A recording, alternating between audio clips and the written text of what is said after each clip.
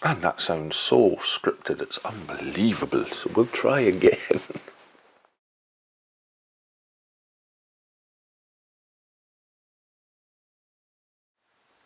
So with the Borg, the Borg, resistance is futile, huh?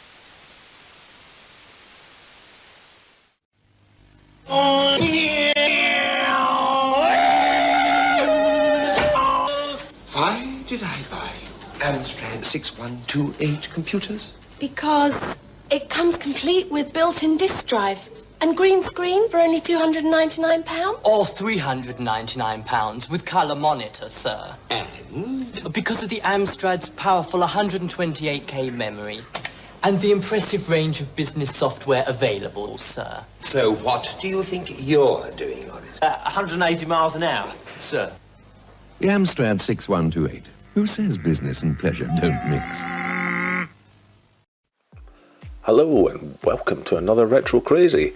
Today we're delving into the world of the Amstrad 6128. Launched in late '85, the 6128 arrived to address user demand for more memory and an internal disk drive. Amstrad opted for the single-sided 3-inch drive, which was capable of holding about 178K per side. Still using a Z80 CPU and an effective clock speed of 3.3 MHz, for me it was a huge step up, because I'd been so used to my Spectrum up till now, because this is actually my own one. I was at college, having started my first year doing an HND for computer science, when my parents arrived one evening to see just how I was getting on. My dad then surprised me by bringing this very 6128 out the car, brand new in the box. Just, let's say I was a little bit shocked was an understatement. These were sold as all-in-one packages, and therefore it came bundled with a monitor. So 2 boxes, one for the 6128 and the other for the green screen monitor. I have no idea what happened to my boxes, and I no longer have the monitor, having swapped that for a colour monitor later on. I will be looking at my monitor in another video, and will be using the MP2 modulator that I have and restored in a previous video to power this and display it on the telly, assuming I did my job right and it actually works. That'll be fun. Now, this has been in my parents' attic for years. I don't remember how I got the nick in the casing. There's a little mark at the front as well. It's generally absolutely disgusting, it's filthy, it's horrible.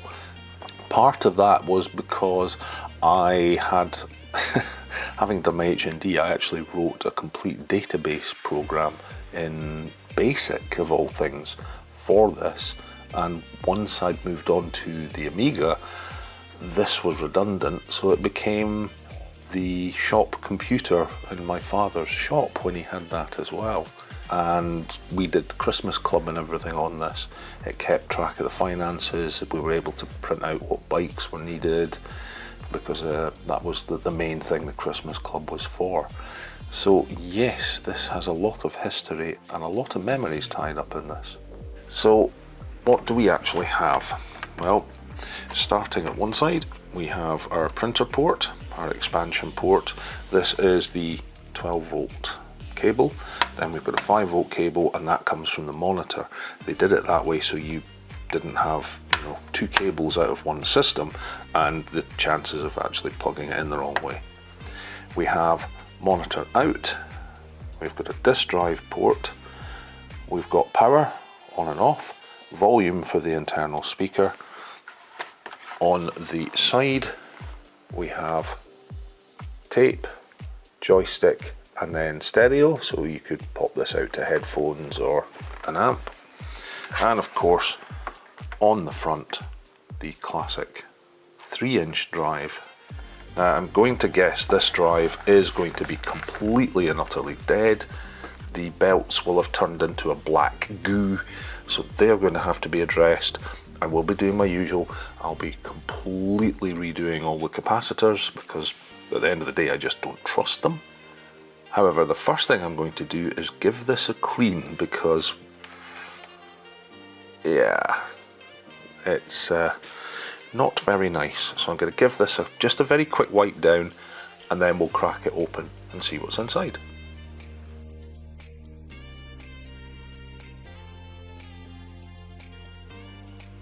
So that's a little bit better. We've got the worst of it off. It's still by no means perfect. So as I remember, there's about 7 screws on the underside. The disk drive, same as the Spectrum Plus 3. There's 2 screws on the side, which we will need to remove. So let's get that done now.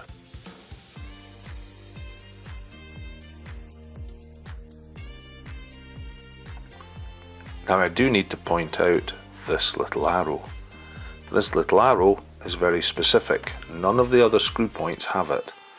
And that's because that's where the long screw goes.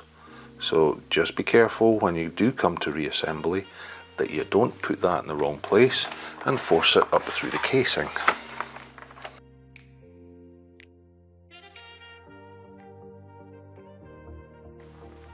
And with the top cover gone, this is the first time I've actually seen inside my own 6128. It's not too bad, it's a little bit dusty.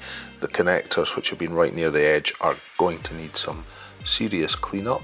I do spot a tiny little bit of corrosion on some of these connectors, and yeah, a whole bunch of capacitors to replace. They're probably fine, but you know what? I'm not going to take the chance.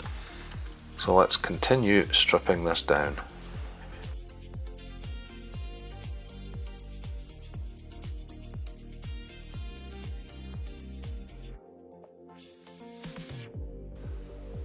And there we are, it's out. And I do have to say the lower case for this is so flimsy. The plastic that's between the end of the board here and the drive is so thin that with the top case off and everything unscrewed, it physically starts flexing when you lift, just from the weight of the drive at the edge. So yes, certainly made to a price point. Right, first thing first, I'm going to give this a little bit of a clean up and we'll take it from there.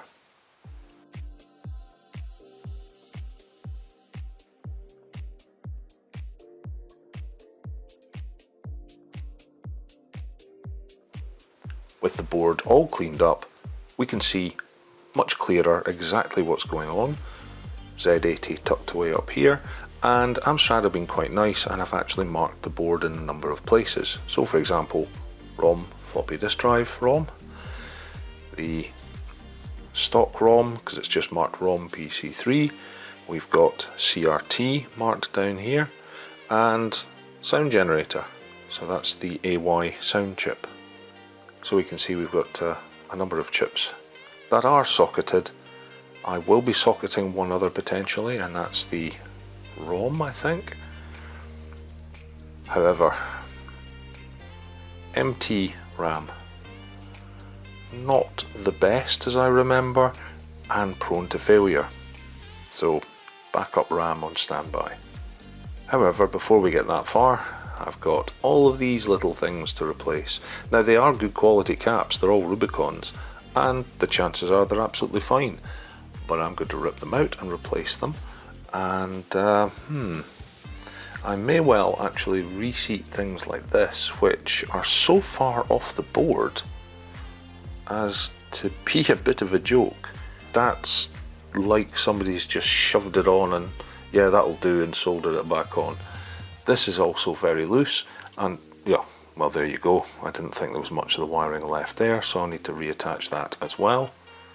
So let's get these replaced, and this time I think I'm going to use the Moo gun.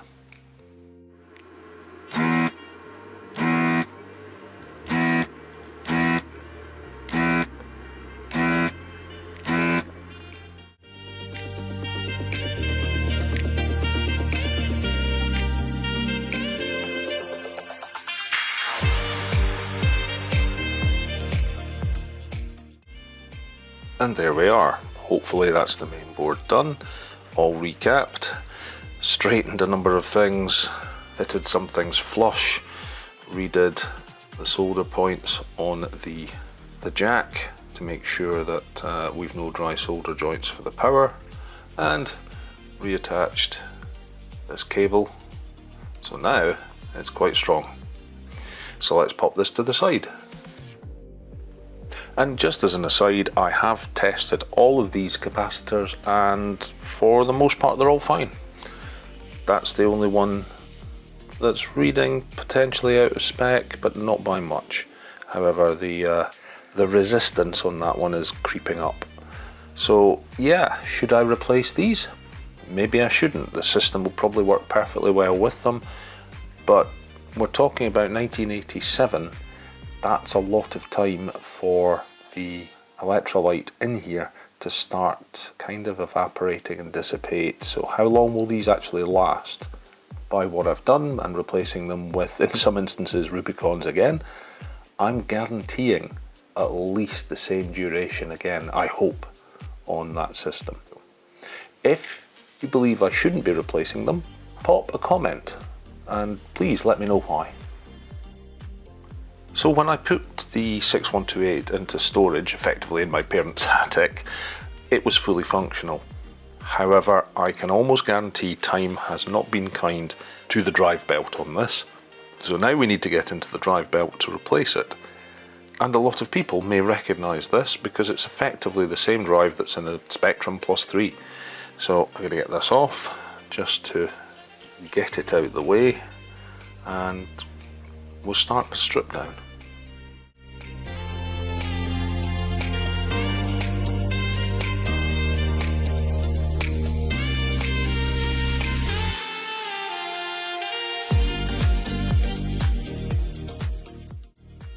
So hopefully this is as far as I need to take it. I could potentially change out all of these caps, but here's the drive belt, and yeah, it's gone. It's sticky. It's not too, yeah, it's just kind of crumbling.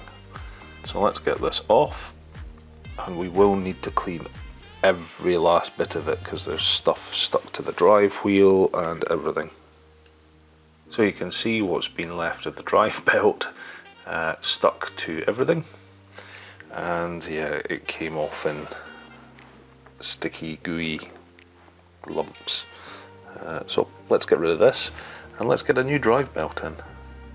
So here's a twin pack that I bought earlier from DataServe, because yes, I actually do have another 6128. Yeah, I know I've got a problem. So let's drop this into place as carefully as we can.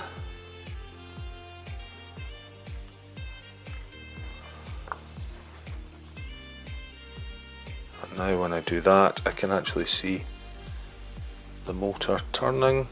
So that's great, it's got tension, and by doing this it's allowing it to find its own height.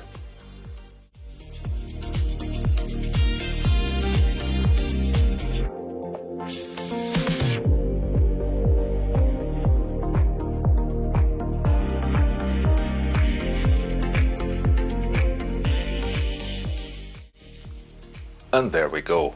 Now, before I get any comments of, yes, you've already said you like to replace all the old caps, but you didn't do them on the disk drive, that's because I have none of the right size, because these are a sub-mini, I believe, and all the ones I've got are huge and will probably interfere potentially with, yeah, some of them are quite close underneath. You would never see that if I was to show you, but there's not a lot of clearance between the actual main hub and the board where some of the caps are. So I'll come back, I'll order those and I'll do them later. So last thing to do is give this a quick clean, fit it, and then move on to the keyboard. So to get this keyboard out, we need to remove 3 screws. I also need to pop the speaker out, disconnect what I believe is a power LED, take off some of the adhesive that's holding this on, because this will all need to come off for cleaning.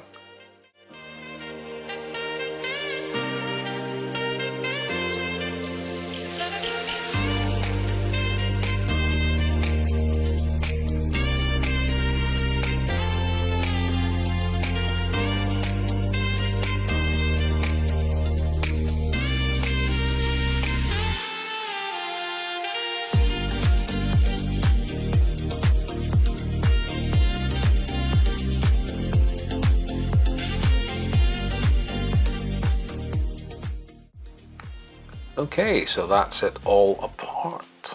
However, I do have to say that is not the correct way to take the keyboard apart. Take the backing off first.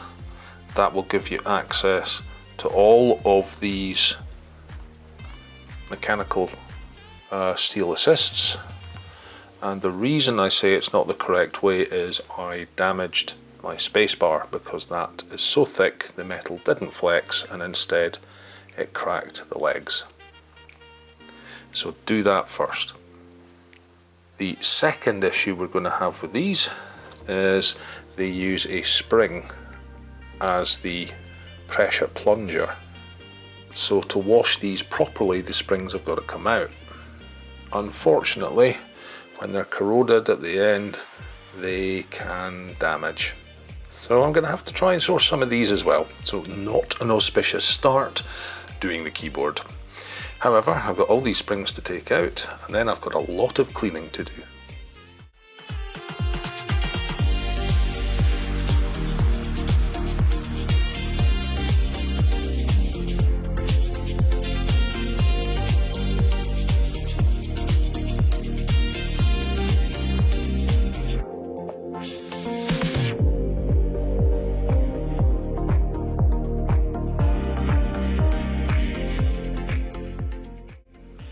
So here we are at testing. I'm using the MP2 modulator that I restored in a previous video. Now that is going into a Retro Computer Shack powered cable. So it takes the 5 volts from the modulator and uses that to actually trip the SCART on the TV. The 12 volt is going straight into the modulator, and there's another cable comes out of the side of the Retro Shack cable, and that goes into the stereo socket on the Amstrad. So let's see what we get on screen. Well, power light, and we have an Amstrad display with no operation, so let's get rid of that. And there we are, we have a display. So I'm going to quickly check the keyboard. So there we are, that's all running perfectly. Next thing to check, floppy disk.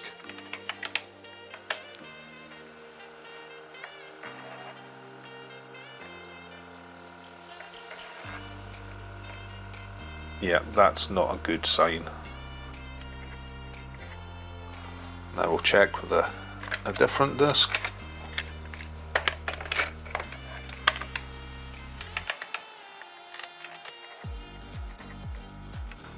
Okay, so that's definitely not right, not running, not great. So we're going to have to look at the drive again. 1 week later. So with the drive out and a delivery of a number of capacitors, yeah, let's get this drive recapped.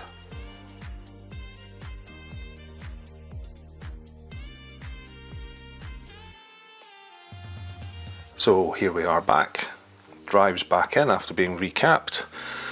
Let's see if we get anything different.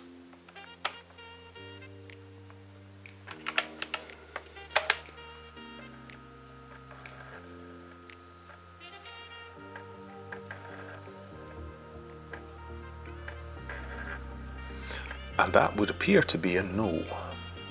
That's unfortunate. So it's been quite a while because I've had to look up and try and source various things. However, we're still getting a problem with the disk drive, and there are a couple of possibilities. First off, it could be the speed that the drive is turning. If it's out of spec, then that can cause issues. It could also be the track indicator. It may be not finding or set up for the stops to be in the right point for the tracks. The first and easiest one is going to be checking the motor speed. Now, the adjustment for the motor speed is through this tiny little white disc. It's like a rubber seal apparently, and there's a little grub screw under there, so I'm going to have to use a very small tip on my screwdriver just to adjust that. But we need some way of testing it. Now, the most annoying thing about this whole process is I spent ages trying to get some way of loading one of the programs onto the 6128 when you don't have a functional disk drive, because everybody releases them as disk images. See the issue there? Now, I did find RPM test, which is a file that can be loaded from tape. Unfortunately, the SVI CAS does not support that file type, and there's no easy way to transfer it across to that file type. I did try. It loads to about 21 on the count and then gives a read error. That's it, it fails. So really annoying. However, on doing a lot of checking, I found a seller on eBay doing a very cheap ROM board, and he was willing to save me the time and effort to put both disk test and from Noel's Retro Lab his Amstrad Diagnostic ROM onto a ROM and send me that instead of the free games for testing that were coming with it as standard on the EEPROM. And here it is. So this just plugs into the back of the 6128 with an adapter cable, obviously. It's already pre-configured. I've already marked down with this little label what I need to do to run it. So let's set it up. So you get a cable, it's got a notch, so it can only go in one way.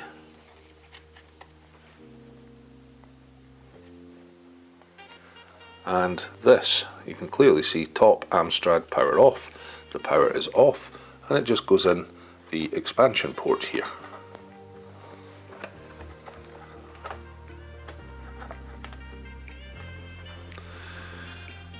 And with that set up, I should be able to power on now. And I see two changes on the screen. It says start with disk test or start with diag. Now, I want to have a look first at disk test. We'll come back to the diagnostics later. So disk test is DSK test. And I am so sorry about the colours. This is default.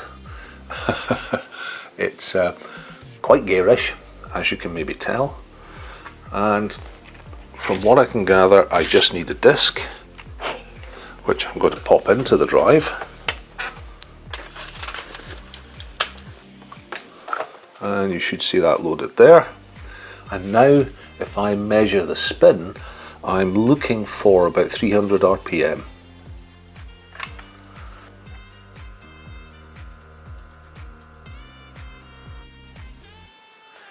$299.5. Okay, I don't think that's far enough out of spec to really cause any problems. So let's seek track 16, I think it says. Let's have a look. Find sect, so seek track 16. Find sector ID. And it did not find it. Okay, so we can change track with, what's that, Q&A. So we'll tell it to seek track 0, sector 19. Let's see what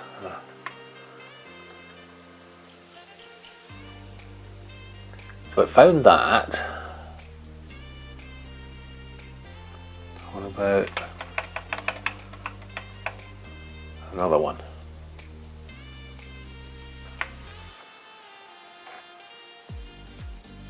No. Okay. So next thing we need to test and check is the alignment of this motor. That's a little bit more convoluted, so let me strip all this down and I'll be back in a minute. So I'm going to pause the video here. We'll look at hopefully the rest of it at some point in the near future, but I want to take a second just to explain some things.